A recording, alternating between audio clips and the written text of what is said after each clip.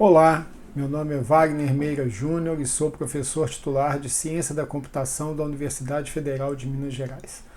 Também sou um dos coautores do livro Data Mining and Machine Learning Fundamental Concepts and Algorithms. Hoje nós vamos começar a discutir o capítulo 13, que fala de agrupamentos. Agrupamentos, como nós vamos ver, é uma técnica descritiva muito poderosa e que extrai informações relevantes a partir dos dados e dos atributos que os caracterizam. Uma questão fundamental e que vamos discutir pouco aqui, mas é um pré-requisito para todas as técnicas de agrupamento, é a necessidade de uma função de distância ou uma função de similaridade que seja significativa do ponto de vista da semântica da aplicação que estamos trabalhando, ou seja, dos dados extraídos deste cenário de aplicação. Nós vamos estudar aqui várias técnicas de agrupamento e o primeiro grupo de técnicas que nós vamos estudar são os chamados agrupamentos por representante, ou seja, são aquelas técnicas que de alguma maneira elegem um ponto ou uma representação de um ponto que abstrai as características do agrupamento que buscamos identificar. Bom, quando nós falamos então de agrupamento baseado em representantes, qual é o contexto que nós estamos inseridos aqui e que vai ser utilizado ao longo deste capítulo e de outros?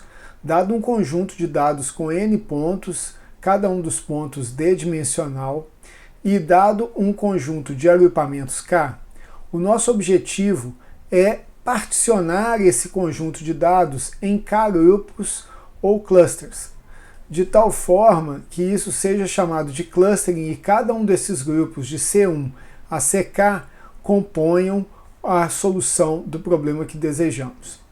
Para cada cluster CI, existe um ponto representativo que sumariza o grupo.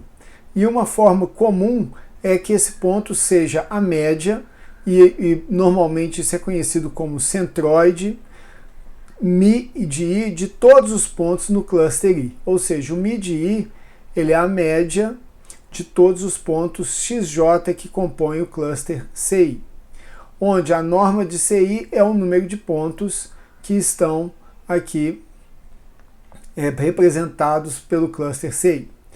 O algoritmo força bruta para a determinação de agrupamentos é simplesmente gerar todas as partições de n pontos em K clusters, avaliar algum tipo de medida de otimização, como a que vamos ver na sequência, e escolher aquele agrupamento que tenha a melhor medida.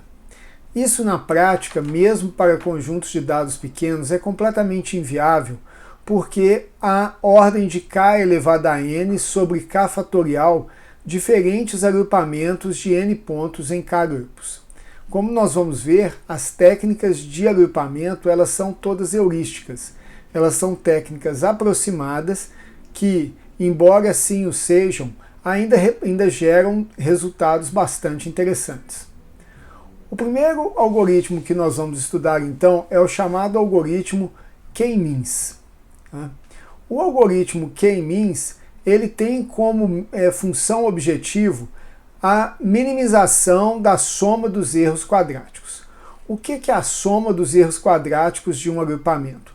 Ela é a soma das normas, ou seja, das diferenças entre cada ponto XJ e o seu respectivo centroide, para todos os pontos que pertençam a cada cluster e para todos os clusters. Tá?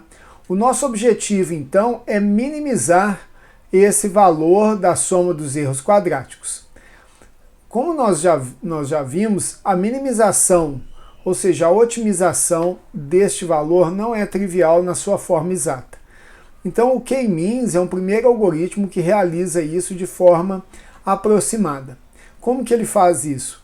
Ele emprega uma abordagem iterativa gulosa para encontrar o agrupamento que minimiza a função objetivo de soma dos erros quadráticos. Dessa forma, o que pode acontecer, e aí sim ele se torna subótimo, é que essa estratégia ela converge para um ótimo local ao invés de um agrupamento ótimo global. Bom, a ideia do algoritmo K-means ela é incrivelmente simples e incrivelmente poderosa. Ele inicializa o agrupamento com K pontos aleatórios no mesmo espaço de dados. E a cada interação do algoritmo K-means, ele realiza duas tarefas. A primeira é, para cada um dos pontos, e considerando o assinalamento corrente de agrupamentos, ele determina a qual agrupamento cada ponto pertence. E uma vez que esse assinalamento seja feito, então o centroide ele é atualizado. Este processo ele avança até que os pontos não troquem mais de agrupamentos ou essa troca ela não seja significativa. Vamos dar continuidade. Dados K médias, né, centroides de agrupamentos, no passo de assinalamento, cada ponto é assinalado ao centroide mais próximo, o que naturalmente induz um agrupamento. Ou seja, cada agrupamento CI ele vai conter pontos que estão próximos ao centroide do que qualquer outro agrupamento ou centroide. Ou seja, o ponto XJ ele é assinalado ao cluster CI estrela, onde I estrela é o menor, né, a menor distância de XJ a cada um dos centroides que se tenha naquele momento. Uma vez que esse assinalamento seja feito, então, como foi mencionado, o centroide ele é atualizado e o processo continua até que nós encontremos um ponto de mínimo local ou um ponto pré-determinado aqui, de acordo com os dados. Esse, então, é o algoritmo, né, como foi mencionado, inicializa randomicamente. Você entra aqui num loop até que as distâncias entre os sucessivos valores dos centroides sejam menores do que um valor epsilon, e a cada interação nós inicializamos mantendo os centroides vazios, os clusters iniciam vazios. Para cada ponto nós detectamos quem é o ponto mais próximo, assinalamos esse ponto ao centroide adequado e a partir daí nós realizamos a estratégia de atualização do centroide. E esse processo ele se mantém. Vamos ver então com uma base unidimensional como que o processo do K-means é realizado. Então nós temos aqui uma base de 9 pontos dispostos ao longo de uma reta, porque são pontos unidimensionais, 2, 3, 4, 10, 11, 12, 20, 25 e 30. E inicialmente nós sorteamos dois destes pontos, nominalmente o 2 e o 4, para serem os centroides iniciais. Ao realizarmos a primeira iteração, nós percebemos então que 2 e 3 estão agregados neste primeiro grupo representado por Mi1, enquanto que todos os outros pontos estão representados neste grupo aqui, centrado em 4 com Mi2. Quando nós calculamos os novos centroides, nós percebemos algumas mudanças. Como era de se esperar, o Mi1 se torna 2.5, porque ele passa a ser a média entre 2 e 3, enquanto que o Mi2 ele assume um valor 16, que é um valor mais compatível com o grande espalhamento que esse segundo grupo possui. A partir desse processo, nós continuamos então fazendo o assinalamento. Uma coisa que acontece imediatamente é que 4 e 10 passam para o grupo 1, enquanto a média do grupo 2 ela continua se afastando e agora ela alcança 18. O processo continua. Agora, a média do primeiro centroide, né, o primeiro centroide ele é 4.75 e todos os pontos de 2 a 12 estão associados a este centroide, enquanto o segundo é 19.60, contendo os pontos que são mais espalhados. Esse processo ele conclui quando o primeiro centroide ele está lotado em 7 e este agrupamento contém 2, 3, 4, 10, 11, 12, enquanto que o segundo centroide está localizado em 25, contendo esses 3 pontos como agrupamento. E aí, nesse momento, o processo encerra e nós temos, então, os agrupamentos colocados. Uma coisa parecida pode ser vista para o espaço bidimensional. Interessante notar que essas linhas pontilhadas, elas representam mediatrizes entre os centroides que existiam nesse momento. Então, neste caso aqui, nós temos o quadrado representando esse primeiro grupo, o triângulo representando esse segundo grupo e o círculo o terceiro grupo.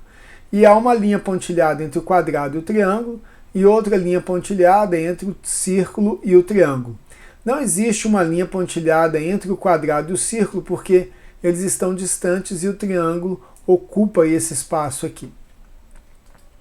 Bom, logo na primeira iteração, então, nós temos um deslocamento em todos os centroides. Nós começamos a perceber que ele já identifica que existe um grupo bem característico posicionado aqui à direita da base de dados. Este processo continua até que nós atinjamos a convergência dele, onde nós temos o grupo dos quadrados, o grupo dos triângulos e o grupo dos círculos. Em termos dos dados do íris, o que acontece aqui?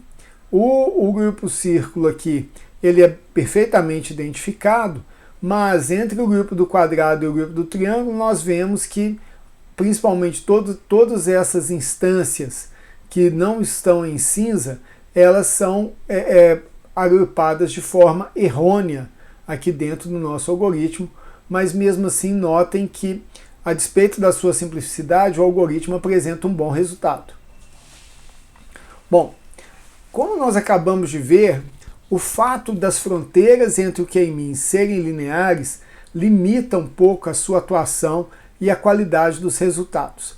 Uma estratégia para minimizar esse impacto é utilizarmos o kernel K-means. Kernel, como vimos no capítulo 5, é uma estratégia muito interessante de lidar com dados e, de alguma maneira, adequar a execução dos algoritmos para dados que possuem, de forma muito frequente, uma característica não linear quando as técnicas possuem uma estratégia linear.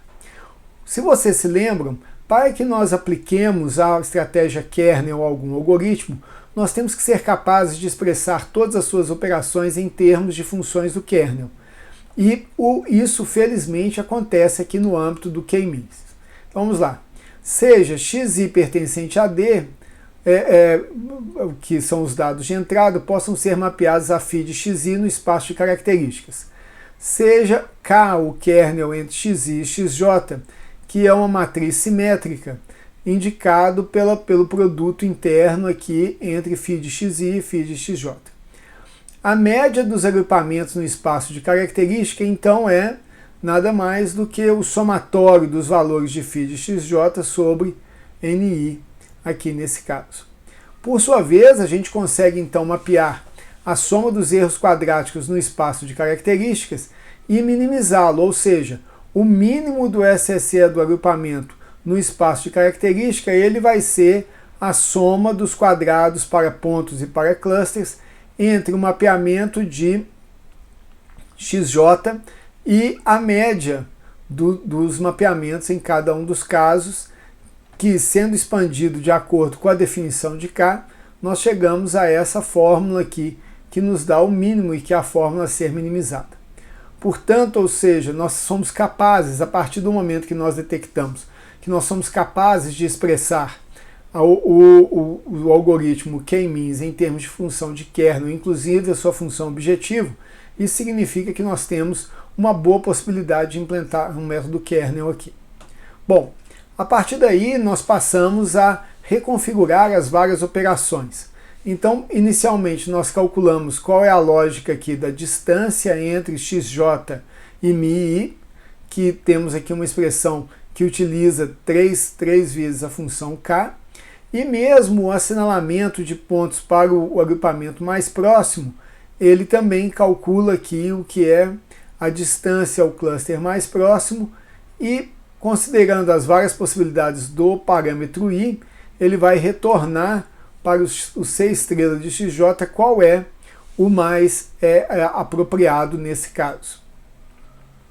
Após essas conjecturas, nós chegamos então ao kernel K-means, que ele é muito parecido com o algoritmo K-means, mas trabalhando sempre no espaço de características e com os mapeamentos. Então aqui nós temos exatamente o cálculo da norma quadrada da média do cluster e a aplicação do valor do kernel de XJ para CI. Nesse sentido, após essas duas etapas preparatórias, nós vamos encontrar o cluster mais próximo a cada ponto, realizar o assinalamento a esse cluster mais próximo e, a partir daí, nós temos a construção do agrupamento que vai ser avaliado na próxima iteração, né, que é o nosso objetivo aqui em termos desse assinalamento. Notem que aqui a primeira parte do loop do XJ, ele realiza aqui a identificação de qual é o cluster que tem a maior probabilidade de conter o ponto XJ. Aqui nós podemos ver um exemplo simples a partir de dados gerados sinteticamente com gaussianas para fins de agrupamento, onde nós temos os quadrados, os triângulos e os círculos. Nós percebemos que uma abordagem linear, que é equivalente ao K-means, ela não consegue capturar os agrupamentos que estamos buscando. Por outro lado, ao utilizar um kernel gaussiano, expresso aqui por essa expressão matemática, e com uma variância de 1,5, nós fomos capazes de realmente identificar o agrupamento correto para todos os pontos, exceto 4, que são esses triângulos aqui colocados. Os demais triângulos foram bem definidos, assim como os círculos do lado de cá. Bom, com isso nós terminamos a primeira parte de agrupamento baseados em representantes. Vimos aqui os algoritmos K-means e kernel K-means. No próximo vídeo vamos falar de abordagens probabilísticas para o tema.